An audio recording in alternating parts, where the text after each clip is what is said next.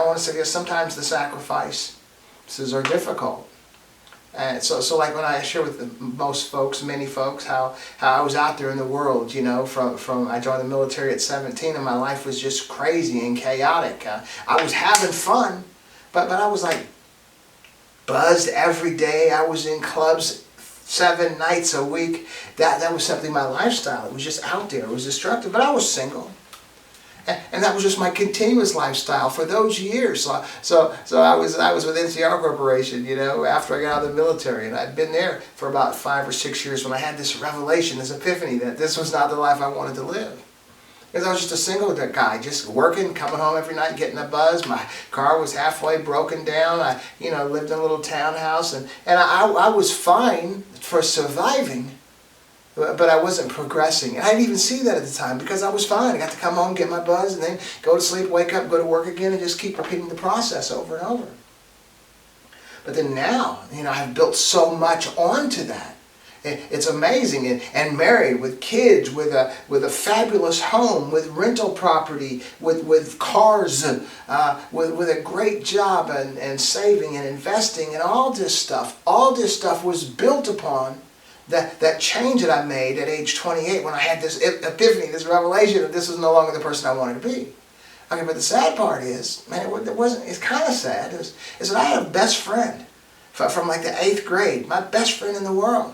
But we were participating, it was my buddy that we were in that destructive lifestyle, going out, partying, the buzz, the women, all that kind of stuff every night of the week.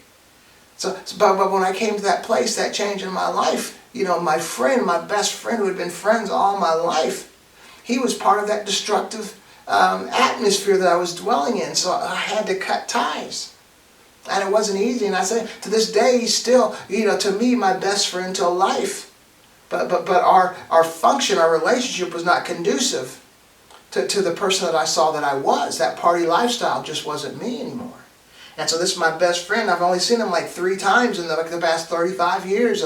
When I got married, it was in my wedding. When my mother passed away, he showed up at the wake. And one time within the last 30 years, we met at Fricker's, you know, and had some chicken wings. But that was it. And we were like cool like that tight every day for years, from school, from junior high school to high school. We joined the military together, practiced the martial art together, different martial art styles and clubs. It was always me and him. But see, that's that sacrifice again.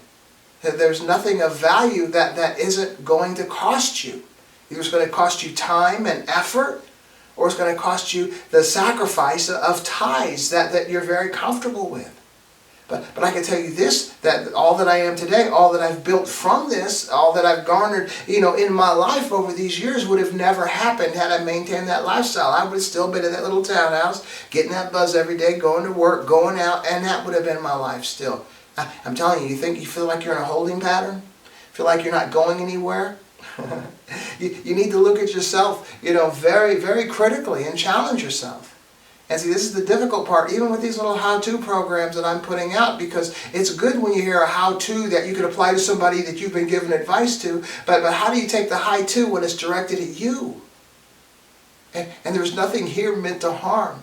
And there's nothing here that's theory. Everything I've walked out, everything I've experienced, everything that I know is a reality. I know the hindrances and I know the benefits.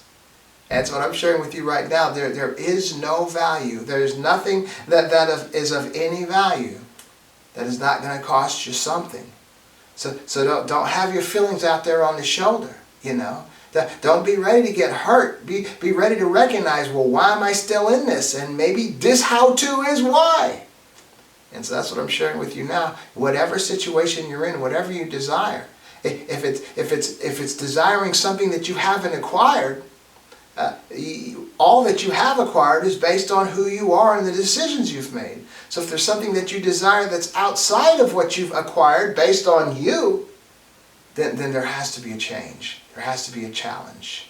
There has to be an antithesis to your thesis. Okay?